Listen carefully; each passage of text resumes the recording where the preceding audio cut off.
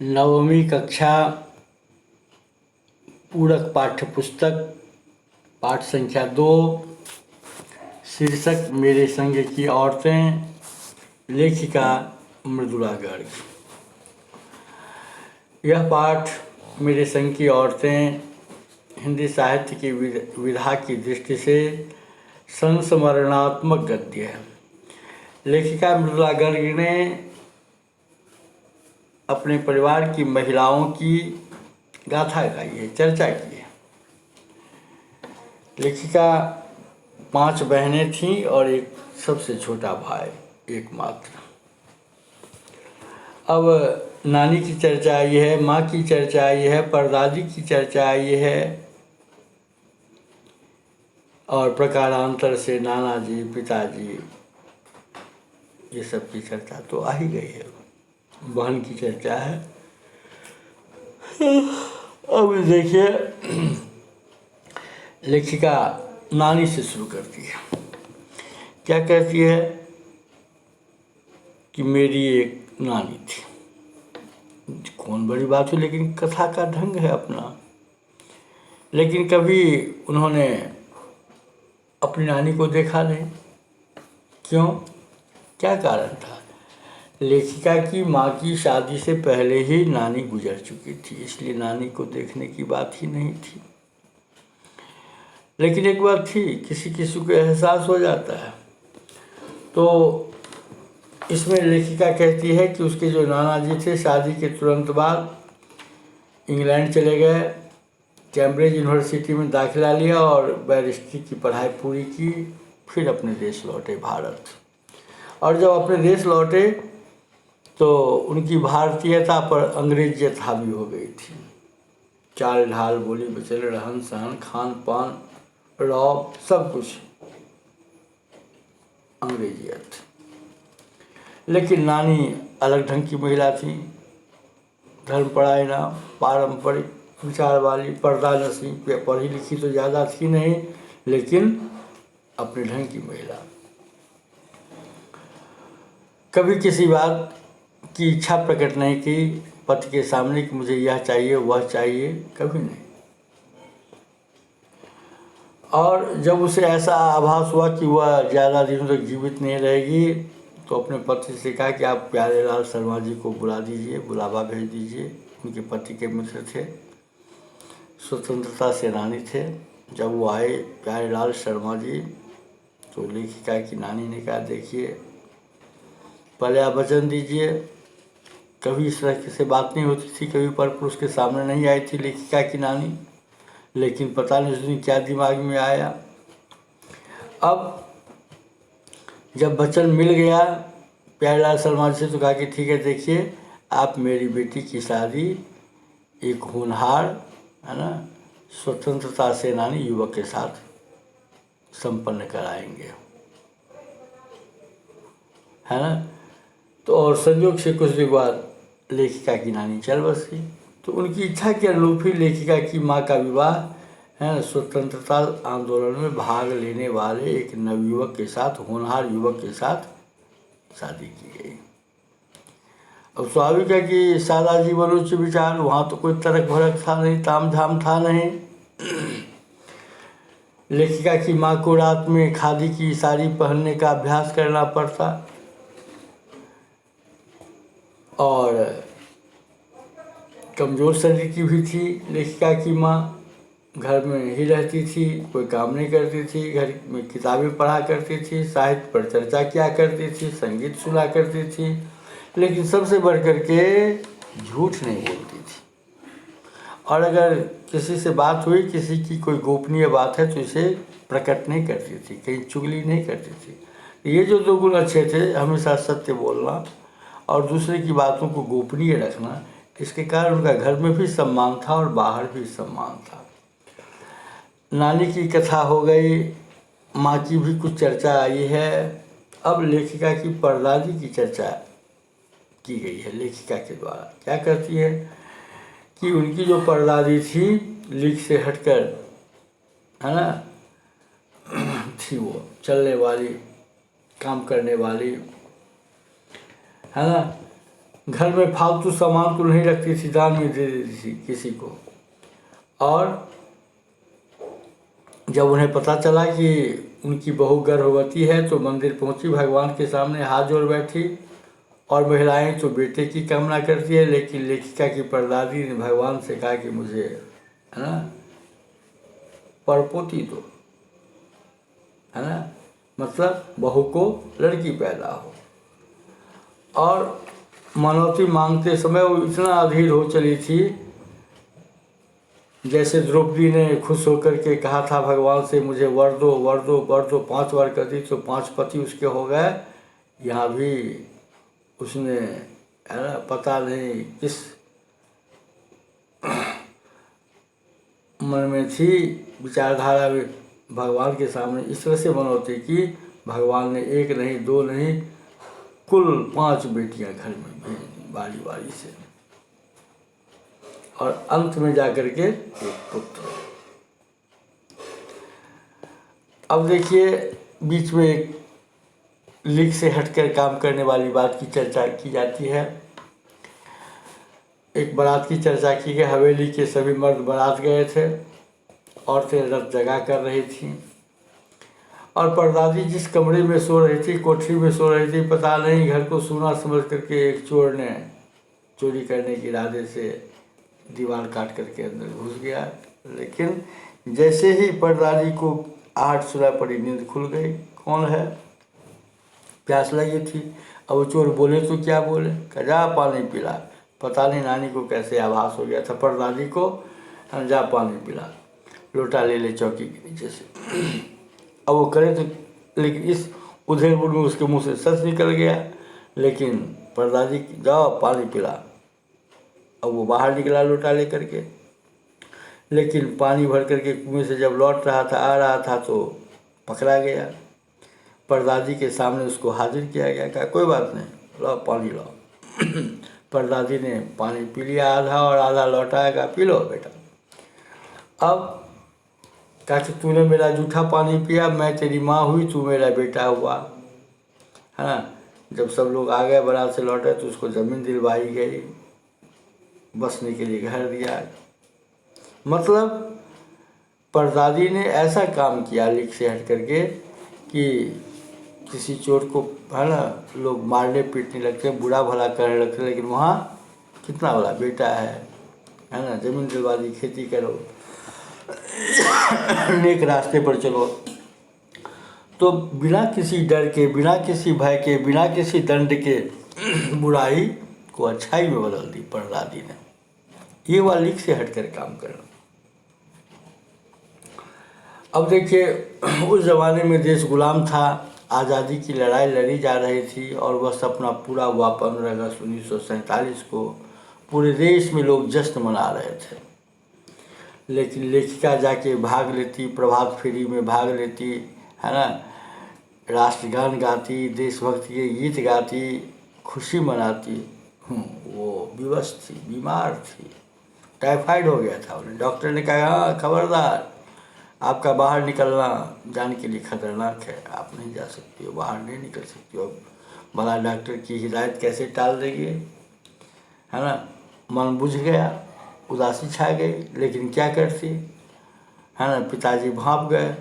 Brothers का रामजोग, है ना, एक पुस्तक है, ला करके उन्हें दी, है ना, लेखिका के हाथ में, पढ़ो। समझ गए ना। तो उस उपन्यास को लेखिका ने पढ़ा उस समय, लेकिन उतनी तो समझ में बात आई नहीं, लेकिन बाद में समझ आई क्या क्या उसमें बच्चों का शोषण वगैरह वगैरह, योजनाबद्ध ढंग से काम करना। मतलब उपयोगी पुस्तक है, उपयोगी उपन्यास है, जिसे हर बच्चे को कम से कम एक बार पढ़ना चाहिए। आप अगर अंग्रेजी में नहीं समझ सके तो आप हिंदी पढ़ा, समझेंगे क्यों नहीं, आप कुशाग्र बुद्धि के हैं। तो लेखिका नानी की चर्चा कर बैठी, माँ की चर्चा कर बैठी, परदादी की चर्चा कर बैठी। अब चर्चा के अगले क्रम में लेखिका बहनों की याद करती है। पहले कहा कि लेखिका 5 बहन थी और 1 भाई, माता पिता की कुल 6 संतानें। अब देखिए, लेखिका दूसरे स्थान पर थी। सबसे बड़ी बहन जो थी, है ना, लोग, उस नाम तो था उसका मंजुल, लेकिन घर में लोग उसे रानी कहते थे। विवाह के उपरांत उसने है ना साहित्य की साधना शुरू की, लिखना शुरू किया। किस नाम से? मंजुल भगत के नाम से। दूसरे नंबर पर खुद लेखिका थी मृदुला गर्ग। इसने भी शादी के बाद है ना साहित्य की साधना शुरू की, लेखन कार्य शुरू किया। शुरू में तो कई शहर घूमना पड़ा इनको, क्योंकि पति की जो नौकरी थी वह अदली बदली होने वाली, आज इस शहर कल उस शहर, है ना। लेकिन बाद में चलकर दिल्ली में स्थापित हो गई। वहीं से उन्होंने स्वतंत्र लेखन का कार्य शुरू किया। तो दूसरे स्थान पर ठहरी मृदुला गर्ग, स्वयं लेखिका। इसके बाद दो और बहनें थी लेखिका की, है ना। तीसरे स्थान पर रेणु और चौथे स्थान पर चित्रा। इन दोनों ने साहित्य की कोई साधना नहीं की, है ना। इनका मत था कि हम खुद क्यों नहीं पढ़ें, कोई पढ़ने वाला भी तो हो, सब लिखेंगे ही तो पढ़ेंगे कौन। समीक्षा भी तो कोई करे, आलोचना भी तो कोई करे, राह भी तो कोई दिखावे। सबसे छोटी बहन थी अचला। उसने अंग्रेजी में साहित्य की साधना की, लेकिन उन्होंने पत्रकारिता भी की। सबसे छोटा भाई, सबसे छोटी संतान माता पिता की एकमात्र भाई राजीव, है ना, वो भी हिंदी की सेवा में लग गया पढ़ाई के उपरांत, मतलब साहित्य की साधना। अब आ जाए तीसरी वर्ग की फिर लेखिका चर्चा करते हैं रेणु की। अलग ढंग की बच्ची थी वो रेणु। कहती थी क्या होगा बीए करके, क्या फ़ायदा है ना। वो नहीं पढ़ना चाहती थी, नहीं परीक्षा देना चाहती थी, लेकिन जब उसे काफ़ी जोर दिया गया तो क्या फ़ायदा है, अगर बीए पास नहीं करूँ तो क्या हानि हो जाएगी, है ना। लेकिन एक तरह से पिताजी की इच्छा का ख्याल करके मन रखने के लिए उसने किसी तरह से बीए कर लिया। वो खुद कम पढ़ती थी, दूसरे को ज़्यादा पढ़ाती थी। परिणाम क्या हुआ, इसे खुद कम अंक आया रेणु को, और जिसे पढ़ाती थी और को ज़्यादा अंक आया, है ना। लेकिन एक बात थी उसमें, रेणु में, वह दृढ़ संकल्प वाली थी, दृढ़ निश्चयी थी। जो ठान लेती थी उसे पूरा करके दिखाती थी। एक बार किसी लड़के को देखा, पसंद आ गया, कहा कि मैं तो उसी से विवाह करूँगी। अब वो कौन है, कभी बात हुई तो नहीं, कभी नहीं, केवल देखा है, लड़के को भी नहीं पता। लेकिन यह कहा ना कि इतनी दृढ़ निश्चयी थी, जो ठान लेती थी उसे पूरा करके ही दम लेती थी। अंत में पसंद के लड़के से ही इसकी शादी हुई। और बाद में, है ना, वो छोटी बहन जो थी जिसके बारे में कहा अचला, अंग्रेजी में पढ़ाई लिखाई की, अंग्रेजी में ही लिखने लगी वो, उसने पत्रकारिता में प्रवेश किया और पिताजी की इच्छा से उसने शादी की। बाद में लेखन कार्य में फिर संलग्न हो गई, अंग्रेजी साहित्य की श्री वृद्धि में लग गई। अब लेखिका फिर अपनी चर्चा करती है। साहित्य की साधना तो होती रही, एक शहर से दूसरे शहर जाती रही समय समय पर। पहली चर्चा करती है वो बिहार, तत्कालीन बिहार का शहर डालमिया नगर। आज तो वो झारखंड में पड़ता है, लेकिन जब यह पाठ लिखा गया था उस समय, है ना, झारखंड बिहार का ही हिस्सा हुआ करता था। और डालमिया नगर में लेखिका, है ना, के पति की बदली हो गई थी, परिणामतः इन्हें भी वहाँ आना पड़ा। तो डालमिया नगर उस समय काफ़ी उन्नत किस्म का शहर नहीं था, आप कह सकते हैं पिछड़ा स्थान कई मामले में। और वहाँ बच्चों के लिए कोई स्कूल नहीं, कॉलेज की बात तो भूल जाइए। तो इन्होंने कैथोलिक बिशप के फादर से मुलाकात की और कहा कि बच्चों के लिए स्कूल खोलिए, लेकिन फादर इनकार कर गए। कहा कि आप बच्चे की व्यवस्था करेंगी, लाएंगी खोज खोज के बच्चे को, स्कूल चले बंद नहीं हो इस बात की गारंटी आप देंगी। मतलब आनाकानी की गई, है ना, साथ नहीं दिया कैथोलिक बिशप ने। लेकिन लोग कहते हैं जहाँ चाह वहाँ राह। लेखिका ने ठान लिया था कि हमें यह काम करना है तो करना है। अब देखिए यह घटना कहाँ की है? बांगलकोट की, बांगलकोट की। और डालमिया नगर की बात क्या है, फिर से सुन लें। डालमिया नगर के बारे में मैंने बताया ना कि पिछड़ा शहर, विकसित नहीं। वहाँ अगर पति पत्नी भी सिनेमा हॉल में गए सिनेमा देखने के लिए तो दोनों हट के बैठते, पति अलग पत्नी अलग, है ना। लेकिन लेखिका के प्रयास से उन लोगों में थोड़ी थोड़ी नवीनता आई। अब लेखिका बड़ी भली महिला थी। उस समय ज़माने में भी अकाल पड़ता था, तो अकाल राहत कोष में, मुख्यमंत्री राहत कोष में महिलाएं कुछ न कुछ मदद करना चाहती। इसके लिए उन्होंने लोगों से चंदा इकट्ठा किया, फंड इकट्ठा किया, धन एकत्रित किया और अकाल राहत कोष में सप्रेम भेंट की गई लेखिका के द्वारा। अब इसके लिए वो क्या करना शुरू किया लेखिका ने? नाटक का आयोजन। अब उस इलाके के डालमिया नगर के मर्द को, औरत को उन्होंने तैयार किया नाटक खेलने के लिए, है ना। महिला का पात्र महिला ही करे, अभिनय महिला ही करे तो ज़्यादा अच्छा होता है। उस ज़माने में, प्रारंभिक ज़माने में, महिला पात्र का अभिनय कोई पुरुष ही महिला के भेष में क्या करता था। लेकिन लेखिका मृदुला गर्ग ने डालमिया नगर की महिलाओं को, मर्दों को, है ना, एक तरह से वैचारिक स्तर से उन्नत किया।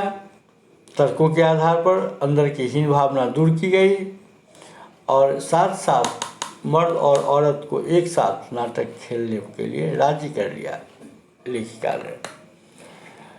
और इस प्रकार से उन्होंने अच्छे अच्छे नाटकों का प्रदर्शन किया, मंचन किया, करवाया और इससे जो धन एकत्र हुआ इसको अकाल राहत कोष में सादर सहर्ष जमा करवाया। अगली जो घटना मैंने बताई कर्नाटक बांगलकोट की है। वहाँ बच्चों के लिए स्कूल ही नहीं था।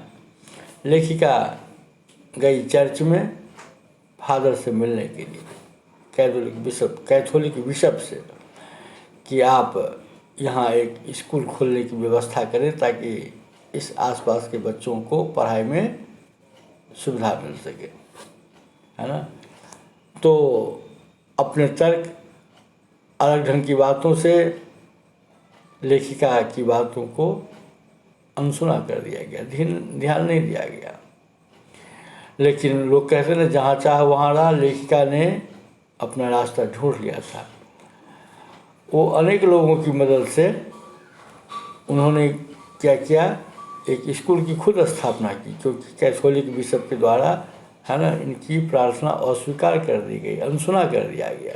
तो खुद इन्होंने, है, उस इलाके के लोगों की सहायता से खुद अगुवा बन करके एक स्कूल खोला, है ना, आधुनिक स्कूल, जिसमें बच्चे को अंग्रेजी की भी शिक्षा मिले, कन्नड़ भाषा की भी शिक्षा मिले, हिंदी भाषा की भी शिक्षा मिले।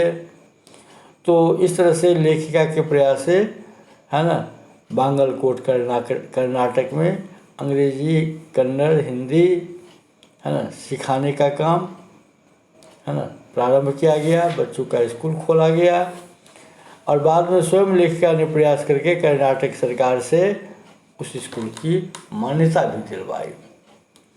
और लेखिका सोचती थी कि अगर शहर में अकेले मंजिल की ओर बढ़ते जाने का मज़ा कुछ और ही है, भले अकेले क्यों न रहना पड़े, दूसरे की क्या अपेक्षा, है ना। तो यहाँ आपने देखा कि किस प्रकार से लीक से अलग हट करके काम करने वाली महिलाओं की चर्चा आई है ना।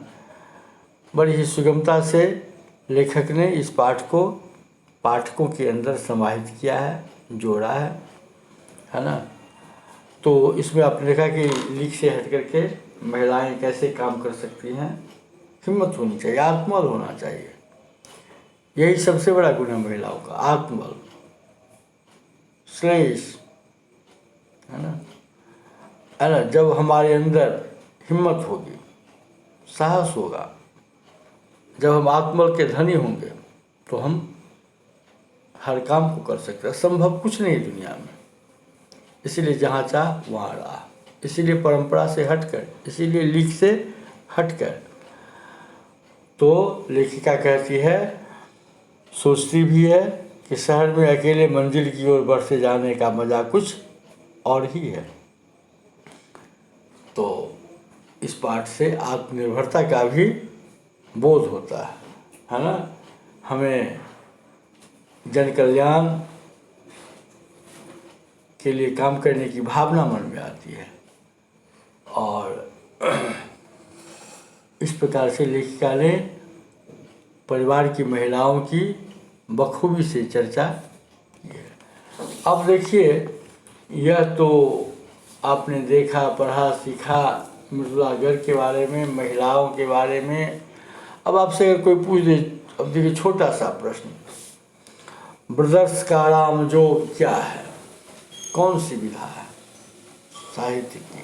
तो उपन्यास है ना।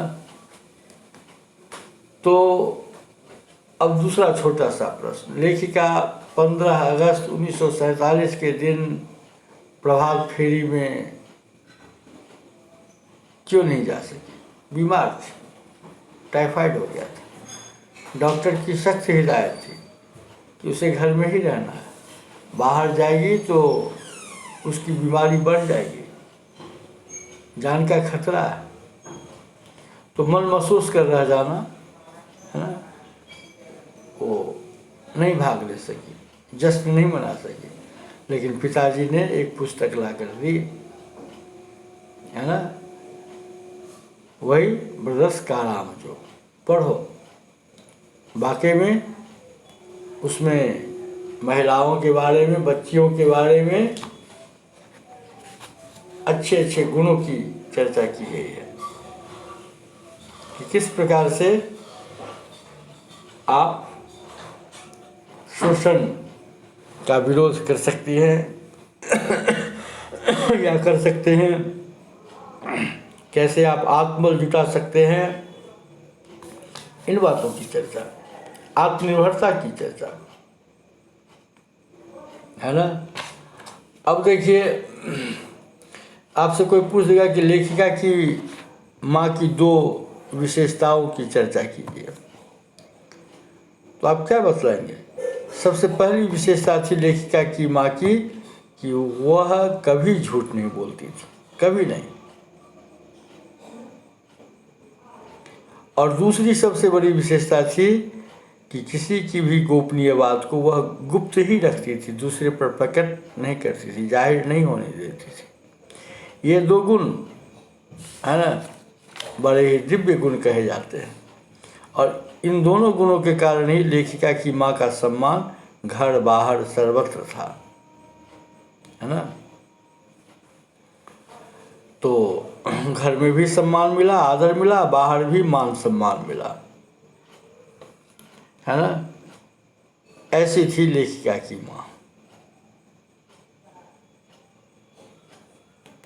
अब देखिए, लेखिका एक बात की चर्चा कर रही है, क्या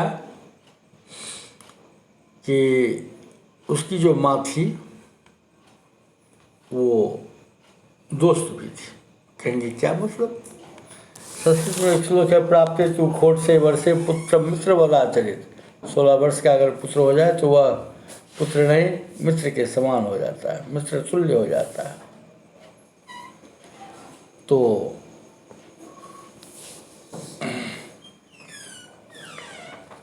माँ और बेटी, भले ही रिश्ता और माँ बेटी का था, लेकिन मैत्री भाव। आप ऋतुराज की कविता जब पढ़ेंगे कन्यादान, तो वहाँ भी इस भावना को आप देखेंगे, पाएंगे, है ना। अब देखिए, एक और बात की चर्चा लेखिका करती है कि घर में अगर किसी की चिट्ठी आती तो कोई नहीं पूछता कि कहाँ से आई है चिट्ठी, किसकी चिट्ठी है, कोई मतलब नहीं। जिसकी चिट्ठी अपना पढ़े, अपना रखे, अपना जाने, जवाब देना है जवाब भेजे। किसी को कोई आकांक्षा नहीं, जिज्ञासा नहीं कि किसकी चिट्ठी है जी, क्या बात है जी, जरा हमको देखने कुछ नहीं। तो ये सब खूबी लेखिका के परिवार में थी, है ना। और एक बात और कि कुछ लोगों के पेट में बात पचती नहीं, लेखिका बिल्कुल लोगों की बातों को गुप्त रखती थी, और इस कारण उन्हें सर्वत्र प्रतिष्ठा मिली, मान सम्मान मिला, है ना। तो इन्हीं दो कारणों से, जबकि लेखिका कहती कि उसकी माँ बीमार रहती थी, कोई काम नहीं करती थी, घर में ही रहती थी, किसी काम में रुचि नहीं दिखलाती थी, है ना, केवल किताब पढ़ना, उसी पर चर्चा करना, साहित्य की चर्चा करना, संगीत सुनना, बिस्तर पर ज़्यादा लेटे रहना, ये सब गुण, है ना, उनमें थे। घर का कोई काम नहीं, इसलिए पिताजी को भी माँ की भूमिका निभानी पड़ती थी। तो ये सब गुण तो थे। और लीक से हट करके कैसे परदादी मंदिर गई और वहाँ मांग ली कि हमें, है ना, हमारी बहू को बेटी देना, कितनी चाहत थी, है ना। अब देखिए